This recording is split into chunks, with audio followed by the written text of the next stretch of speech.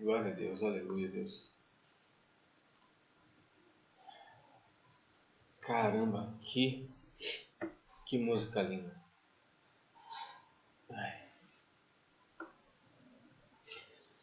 Muito bom dia, são 8h54 da manhã. Estamos começando mais um tijolinho de Deus para a honra e para a glória do Senhor Jesus. Todo dia nós lemos um capítulo, né? Na verdade, nessa parte aqui de Gênesis, nós lemos 2, mas nos outros a gente lê um. E assim vai. Todo dia a gente lê um pouquinho da Bíblia até o final do ano, até dia 31 de dezembro de 2022. Estamos nessa meta em ler a Bíblia em um ano. Se você quiser acompanhar com a gente, fique à vontade aí. Seja bem-vindo. Nós estamos aqui mais um dia. Vamos pegar aqui o marcador de texto. Gênesis 37, o sonho de José. No verso 1 diz assim: Jacó habitou a terra de Canaã, onde seu pai tinha vivido como estrangeiro. Esta é a história da família de Jacó. Quando José tinha 17 anos, pastoreava os rebanhos com os seus irmãos, ajudava os filhos de Bila e os filhos de Zilpa, mulheres de seu pai, e contava ao pai a má fama deles. Ora, Israel gostava mais de José do que qualquer outro filho, porque lhe havia nascido em sua velhice. Por isso mandou fazer para ele uma túnica longa. Quando seus irmãos viram que o pai gostava mais dele do que de qualquer outro filho, odiaram-no e não conseguiam falar com ele amigavelmente. Bem, mais uma vez aqui na Bíblia mostra que o pai gostava mais de um do que de outro. Então isso é uma coisa normal de acontecer. Às vezes os pais eles ficam até preocupados, né? Caramba, como é que eu gosto mais do meu filho Joãozinho do que do Pedrinho? Você não... O próprio pai ele acaba se culpando um pouco disso, mas isso é natural que aconteça. Certa vez José teve um sonho e quando o contou a seus irmãos, eles passaram a odiá-lo ainda mais. Ouçam o sonho que tive, disse-lhes.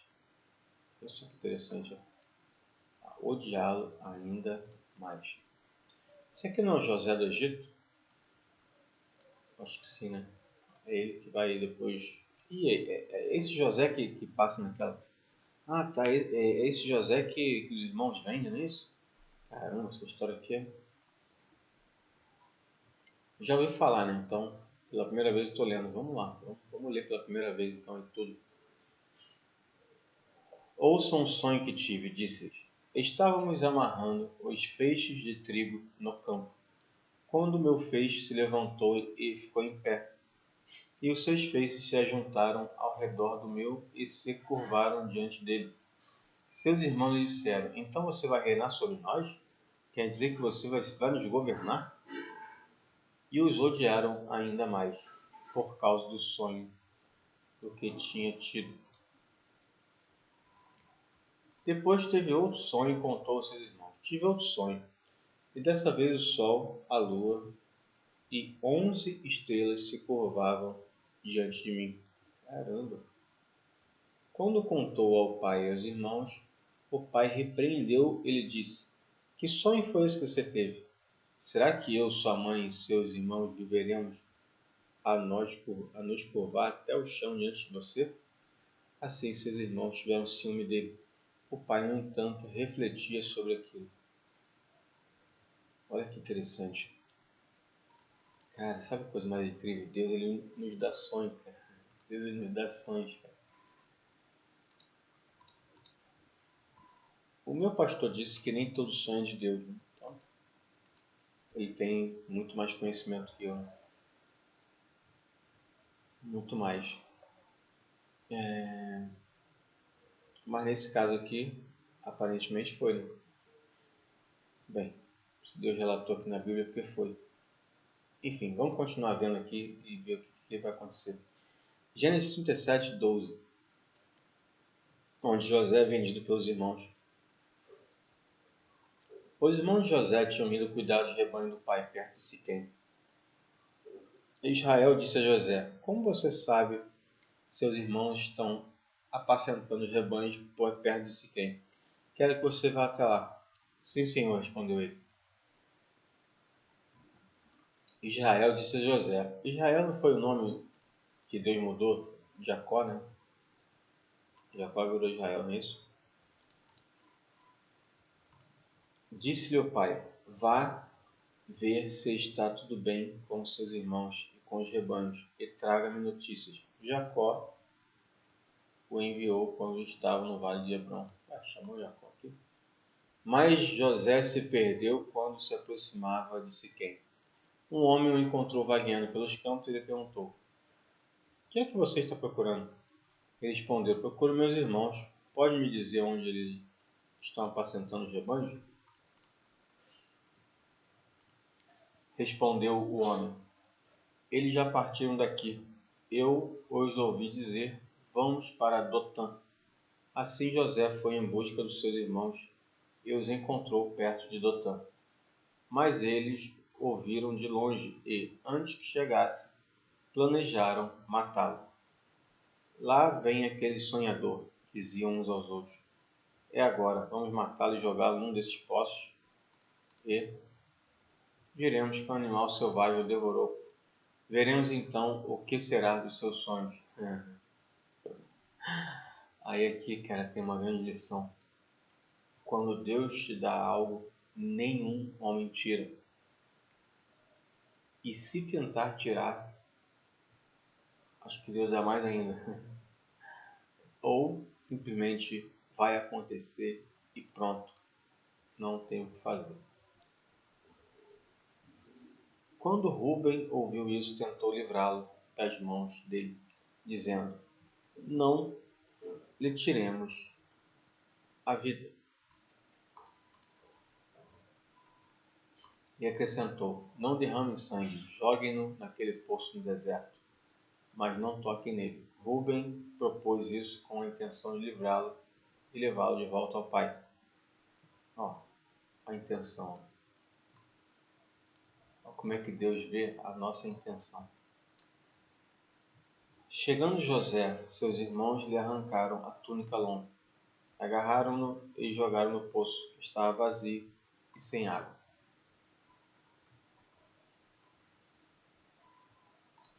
Ao se assentarem para comer, viram ao longe uma caravana de ismaelitas que vinham de Gileade. Seus camelos estavam carregados de especiarias, bálsamo e mirra, que eles levavam para o Egito. Judá disse então aos seus irmãos: Que ganharemos se matarmos nosso irmão e escondermos o seu sangue? Vamos vendê-lo aos ismaelitas. Não tocaremos nele, afinal é nosso irmão, é nosso próprio sangue. E seus irmãos concordaram. Uma outra coisa que eu vejo também aqui é o seguinte: as pessoas têm apego, né, a ser do próprio sangue, né? Eu não sei em relação a isso, o que Deus acha disso.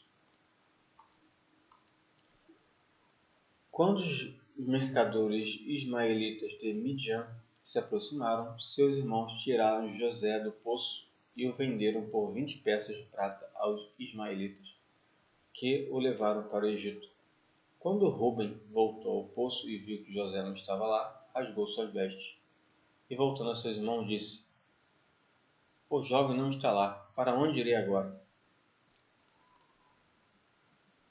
Então eles mataram um bode, mergulharam o sangue a túnica de José e a mandaram ao pai com este recado: Achamos isto, veja se é a túnica de seu filho. Ele é reconhecido: É a túnica de meu filho. Um animal selvagem o devorou. José foi despedaçado. Então Jacó rasgou suas vestes, vestindo-se de pano de saco, e chorou muitos dias por seu filho. Isso aqui, se não me engano, era uma tradição quando as pessoas estavam muito tristes, né? Isso aconteceu também com Jó, né? Eu já li o livro de Jó, então é um livro incrível, e ele fez a mesma coisa. Acho que ele raspou a cabeça, se não me engano, também. Então, era em sinal de muita, não sei se era luto, não sei exatamente, uma tristeza muito grande, mas era uma tradição na época. Todos seus filhos e filhas vieram consolá-lo, mas ele recusou ser consolado, dizendo: Não, chorando descerei à sepultura para junto do meu filho. E continuou a chorar por ele. Nesse meio tempo, no Egito, os midianitas venderam José a Potifar, oficial do faraó e capitão da guarda. Olha só que interessante. Oficial do faraó. Então ele chegou lá no Egito. Gênesis 38, Judá e Tamar. Por essa época, Judá deixou seus irmãos e passou a viver na casa de um homem de Adulão chamado Ira. Só uma curiosidade aqui, na minha ignorância, quando eu lia Gênesis, eu só pensava no início do mundo. Só isso. Para mim, Gênesis só tratava disso. Olha quanta coisa Gênesis fala. Tanta riqueza, né? Além da criação do mundo, vem outras histórias também de outros personagens. Nós estamos agora vendo sobre José, Judá e Tamar. Vamos lá. Por essa época, Judá deixou seus irmãos e passou a viver na casa de um homem de Adulão, chamado Ira. Ali, Judá encontrou a filha de um cananeu chamado Suá e casou-se com ela. Ele a possuiu. Ela engravidou e deu à luz um filho, ao qual ele deu o nome de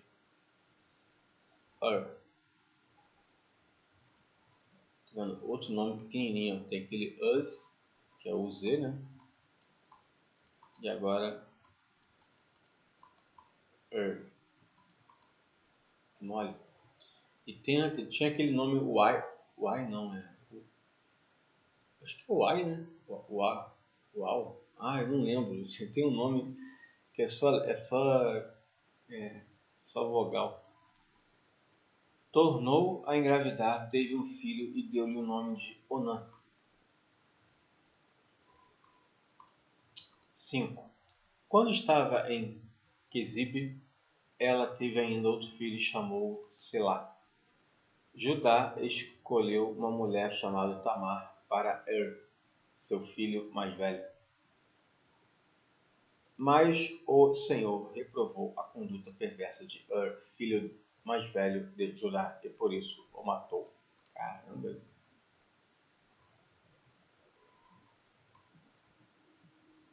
O Senhor.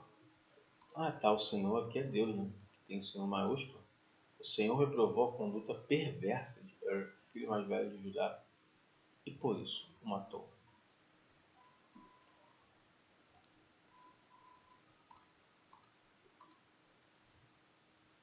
Bem, a Deus pertence o poder sobre a vida e sobre a morte, né?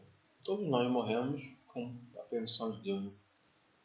Mas ali no caso deu a entender que Deus o matou mesmo, como se tivesse antecipado a morte dele, né? Acho que mais ou menos essa é a ideia. Então Judá disse a Onã: Case-se com a mulher do seu irmão, cumpra as suas obrigações de cunhado.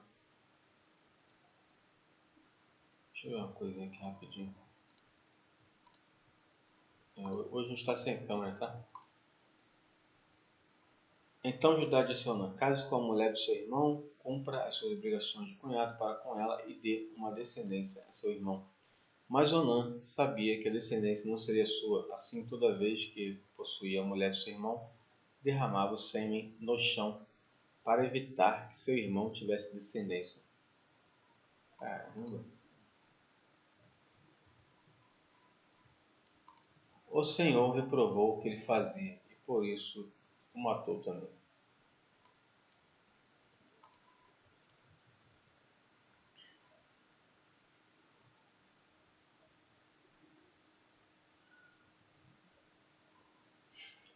Bem, isso aqui mostra que nada fica oculto para Deus, né? Ele estava ocultando isso de todo mundo, menos para Deus. E como ninguém sabia, só Deus sabia, Deus foi lá e matou ele. Todo mundo vai morrer um dia, certo? Esse lance de Deus e por isso matou também, para mim, isso aqui tem a ver com antecipar a morte da pessoa. Por desagrado a Deus, Deus se desagradou disso e foi lá e ceifou a vida dele antes do tempo dele normal, que deveria ser.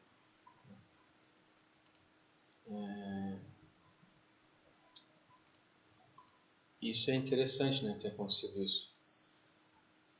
Disse então Judá a sua nora Tamar: more como viúva na casa de seu pai até que meu filho Selá cresça, porque temia que ele viesse a morrer, como os seus irmãos. Assim Tamar foi morar na casa de seu pai. Bem, uma coisa que eu queria falar de novo sobre essas mortes aí, foram duas mortes na sequência. Uma, o Senhor matou porque ele era muito violento, não é isso que ele falou aqui em cima? Perverso, né? Então tinha conduta perversa, então repare que Deus não mata qualquer um, entendeu? Não mata qualquer um. Conduta perversa. Ele tinha uma conduta e olha, para Deus matar é porque era uma conduta bem diferente, bem estranha. Porque Deus tolerou várias e várias condutas de outras pessoas. Aqui eu vejo uma coisa diferente nessa pessoa aqui. E logo embaixo, o Senhor reprovou o que ele fazia, por isso matou também. Né? Então, para Deus foi algo muito ruim que está fazendo ele também. Mas lembrando, cara, Deus é Deus. A gente tem uma impressão da morte muito como uma punição, vamos dizer assim, né? Tá, mas às vezes mas como é que eu posso dizer, cara? Nem toda morte é assim, é isso que eu quero dizer. Né? Nem toda morte é para punir, é isso que eu quero dizer. Tem morte que é para salvar, cara, inclusive. Então, é isso. Mas, Deus é Deus, cara. O importante é saber o seguinte, Deus é Deus, Ele é soberano, Ele que decide tudo, Ele que sabe de tudo, Ele sabe por que faz isso. Deus, Ele vê lá na frente já. Entendeu? Às vezes Ele mata uma pessoa aqui porque Ele sabe que vai dar todo um problema depois, entendeu? Se ele não, é como se estivesse cortando o mal pela raiz, entendeu? Porque Ele sabe que se deixar passar aquilo ali, lá na frente vai dar uma bola de neve absurda. E Deus sabe disso. Ele tem essa... Isso aí que é chamado a onipresença, né? Onipotência, onipresença e onisciência. Onisciência, no caso. Que é saber tudo que vai acontecer. Todas as possibilidades que existem na vida de cada ser humano. A capacidade incrível, né, que Deus tem. Mas Deus é Deus. Seu sogro está a caminho de Tima para tosquear suas ovelhas. Ela trocou suas roupas de viúva, cobriu-se com véu para se disfarçar e foi sentar-se à entrada de Enaim, que fica no caminho de Tina. Ela fez isso porque viu que, embora Selá já fosse crescido, ela não lhe tinha sido dada em casamento. Quando a viu, Judá pensou que fosse uma prostituta, porque ela havia encoberto o seu rosto. Então, naquela época, era comum as prostitutas encobrir o rosto, é isso? Não sabendo que era sua nora, dirigiu-se a ela à beira da estrada e disse: Venha cá, quero deitar-me com você. Hã? Tinha umas coisas que aconteceram bizarras, né? E Deus relata essas coisas, né? Porque Deus... Toda a história que Deus conta na Bíblia, tudo tem um motivo. Isso é importante a gente saber. Tudo, tudo, tudo, tudo tem um motivo. Cada palavrinha, cada letra, cada vírgula. Ela lhe perguntou: O que você dará para deitar-se comigo? Disse ela: Eu me mandarei um cabritinho do meu rebanho. E ela perguntou: Você me dará alguma coisa como garantia até que eu mande? Caramba, disse Judá: Que garantia devo lhe dar-lhe? O seu selo com o cordão e o cajado que você tem na mão. Ele os entregou e a possuiu, e Tamar engravidou dele. Caramba. Uau. Ela se foi, tirou o véu e tornou a vestir as roupas de viúva. Judá mandou o cabritinho por meio de seu amigo Adulamita, a fim de reaver da mulher sua garantia. Mas ele não a encontrou.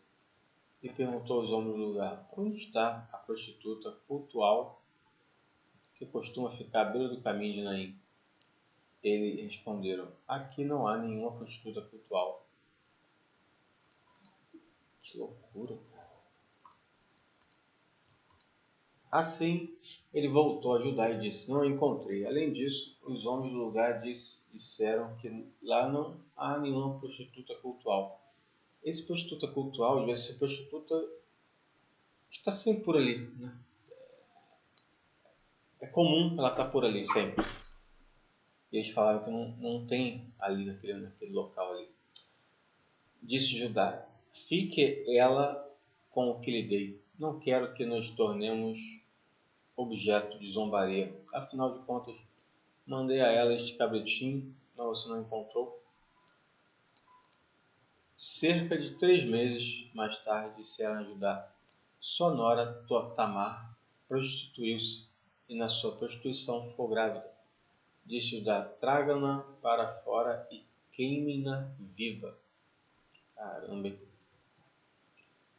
Quando ela estava sendo levada para fora, mandou o seguinte recado ao sogro: estou grávida do homem que é dono destas coisas. E acrescentou: veja se o senhor reconhece a quem pertence este selo e este cordão e este cajado. Meu Deus, olha o que ela fez, cara. Judá o reconheceu e disse: ela é mais justa do que eu, pois eu devia tê-la entregue a meu filho Selá. E não voltou a ter relações com ela.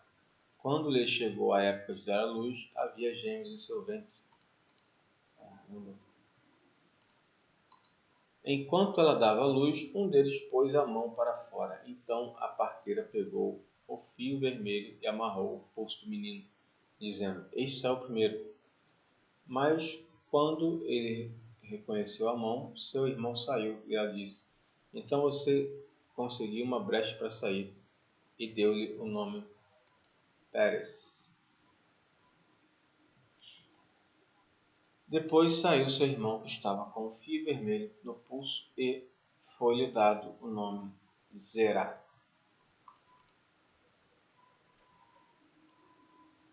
Caramba, tem umas histórias assim que a Bíblia me surpreende muito.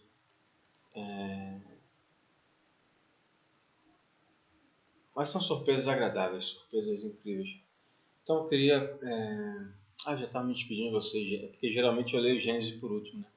Vamos então ler João 19. Hoje é dia 19 de janeiro, então nós estamos no João 19. Não é coincidência que estamos lendo um capítulo por dia. Mas João acaba acho que em 21 ou 22. Então, deixa eu ver aqui embaixo. Aqui. Ó, acaba em 21. Então, dia 21, terminaremos João e vamos para Atos, se eu não me engano. Se eu não me engano, é Atos dos Apóstolos. Então, João 19, 1. Jesus é condenado. Então Pilatos mandou açoitar Jesus. Os soldados teceram uma coroa de espinhos e a puseram na cabeça dele. Vestiram-no com uma capa de púrpura. Você acredita que até hoje eu não assim, olha, eu tinha noção, mas a clareza que eu tenho hoje é diferente. Então, essa coroa que fizeram de espinho, né, é porque ele era, se dizia rei dos judeus, e fizeram como se fosse uma... Assim, fizeram uma coroa para ele falar, se não é o rei dos judeus, toma essa coroa aqui. Tipo, zombando dele. Né? Olha que coisa triste. E chegando-se a ele diziam: salve, rei dos judeus. E batiram no rosto. Meu Deus. Meu Jesus, como pode isso?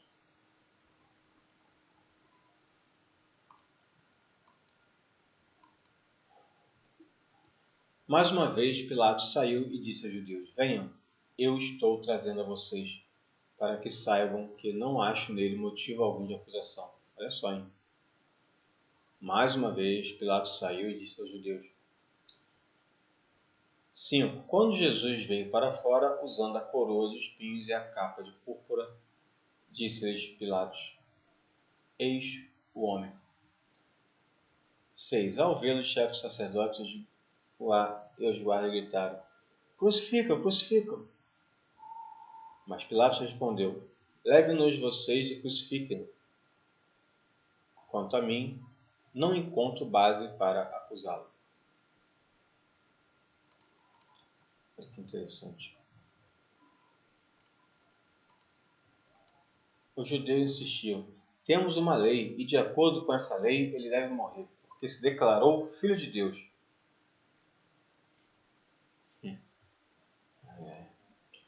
Ao ouvir isso, Pilatos ficou ainda mais amedrontado e voltou para dentro do palácio. Então Pedro perguntou a Jesus: De onde você vem? Mas Jesus nada lhe respondeu. Você se nega a falar comigo? Disse Pilatos. Não sabe que eu tenho autoridade para libertá-lo e para crucificá-lo? E Jesus respondeu: Não terias nenhuma autoridade sobre mim se esta não te fosse dada de cima. Jesus falou. Por isso, aquele que me entregou a ti é culpado de um pecado maior.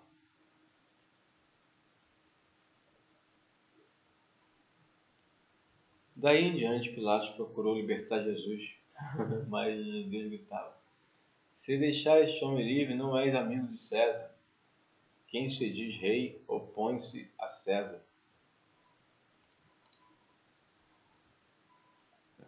Ao ouvir isso, Pilatos trouxe Jesus para fora e sentou-se na cadeira de juiz, num lugar conhecido como pavimento de pedra, que em aramaico é Gábata.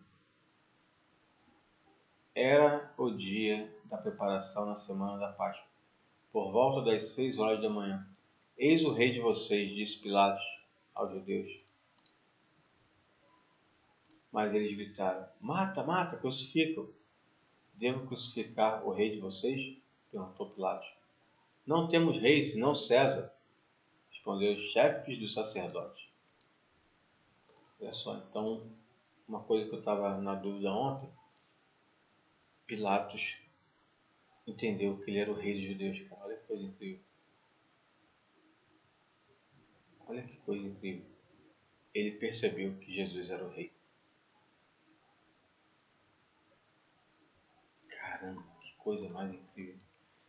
Jesus é crucificado. Finalmente Pilatos o entregou a eles para ser crucificado. Então os soldados encarregaram-se de Jesus. Levando a sua própria cruz, ele saiu para o lugar chamado Caveira, que em aramaico é chamado Gólgota. Ali o crucificaram e com ele 2 outros, um de cada lado de Jesus. Olha que interessante. Pilatos mandou preparar uma placa e pregá-la na cruz com a seguinte inscrição: Jesus Nazareno, o Rei dos Judeus. E isso é de maneira... Cara, eu não mandou preparar uma placa e pregá-la na cruz com a seguinte inscrição. Ah, foi Pilatos que mandou, né? Jesus Nazareno, o Rei dos Judeus.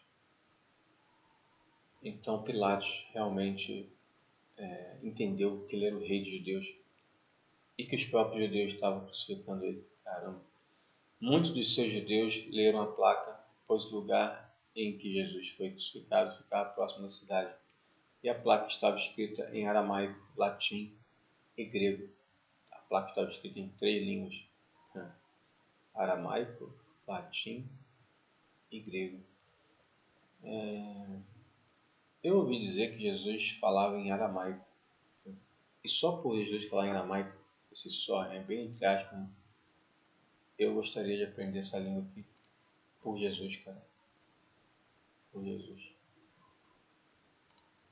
João 19, 21. Os chefes dos sacerdotes dos judeus protestaram junto a Pilatos: Não escrevas, ó rei dos judeus, mas sim que esse homem se dizia rei dos judeus. Olha só, cara, olha só isso aqui. Os chefes dos sacerdotes protestaram: Não escreva rei dos judeus, mas sim que esse homem se dizia rei dos judeus. Pilatos respondeu: O que escrevi, escrevi. Aí já mostrou autoridade. E outra, olha só que interessante isso aqui.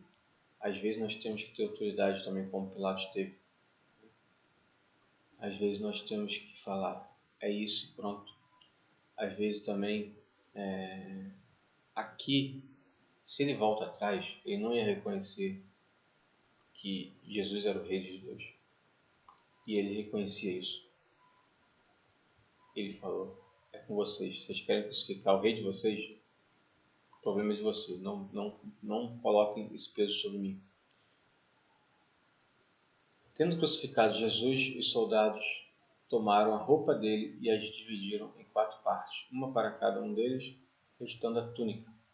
Esta, porém, era sem costura, uma única peça de alto a baixo. 24. Não a rasgaremos, disseram uns aos outros. Vamos decidir por sorteio quem ficará com ela. Isso aconteceu para que se cumprisse a escritura que diz: Dividiram as minhas roupas entre si e tiraram sorte pelas minhas vestes. Foi o que os soldados fizeram. Perto da cruz de Jesus estavam sua mãe, a irmã dela, Maria, mulher de Clopas, e Maria Madalena.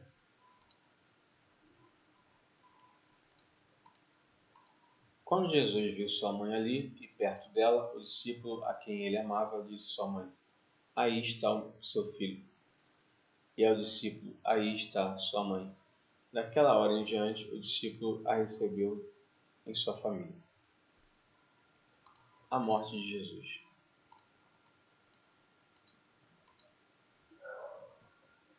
Mais tarde, sabendo então que tudo estava concluído, para que a escritura se cumprisse, Jesus disse: Tenho sede.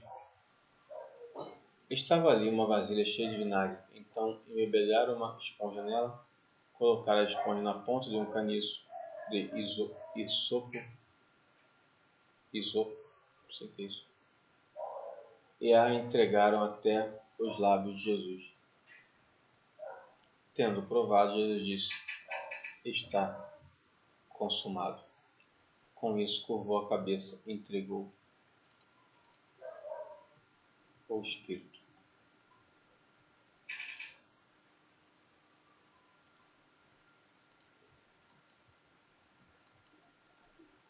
Era o dia da preparação e o dia seguinte seria um sábado especialmente sagrado. Como não queriam que os corpos permanecessem na cruz durante o sábado, os judeus pediram a Pilatos que mandasse quebrar as pernas dos crucificados e retirar os corpos.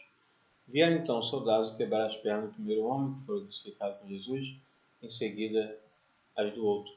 Mas quando chegaram a Jesus, constatando que já estava morto, não lhe quebraram as pernas.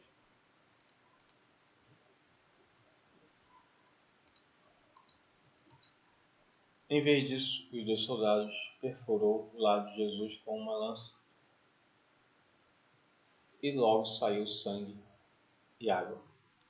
Aquele que o viu disso deu testemunho, e o seu testemunho é verdadeiro. Ele sabe que está dizendo a verdade, e dele testemunha para que vocês também creiam. Estas coisas aconteceram para que se cumprisse a Escritura: nenhum de seus ossos será quebrado.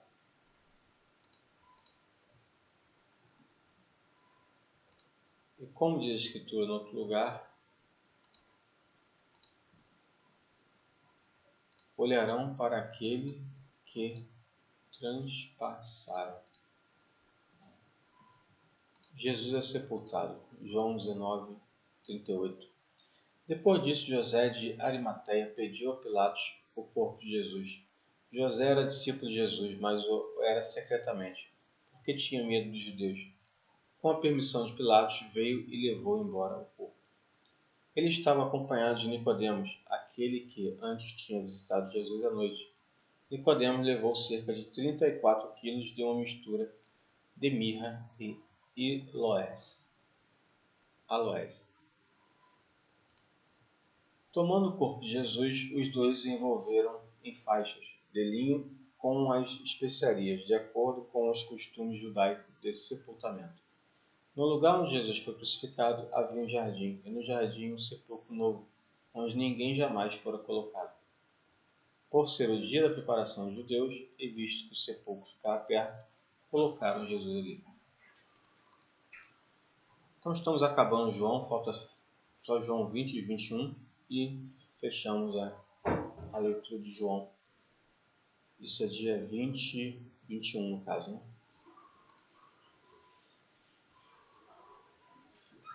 Vamos então para Salmo 19. Hoje é dia 19, então vamos para Salmo 19.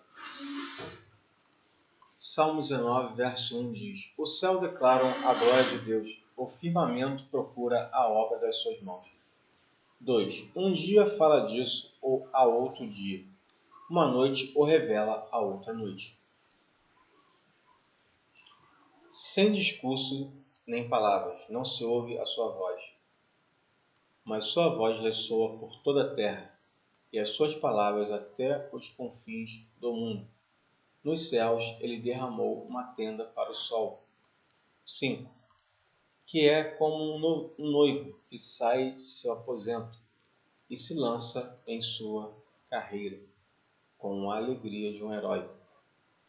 Sai de extremidade dos céus e faz o seu trajeto até outro. Nada escapa ao seu calor. 7. A lei do Senhor é perfeita e revigora a alma. Os testemunhos do Senhor são dignos de confiança e tornam sábios os inexperientes. 8. Os preceitos do Senhor são justos e dão alegria ao coração. Os mandamentos do Senhor são límpidos e trazem luz aos olhos. O temor do Senhor é puro e dura para sempre. As ordenanças do Senhor são verdadeiras, são todas elas justas. São mais desejáveis do que o ouro, do que muito ouro puro. São mais doces do que o mel, do que as gotas do favo. Por ela o teu servo é advertido. Há grande recompensa em obedecer-lhes. Quem pode discernir os próprios erros? Absolve-me dos que desconheço.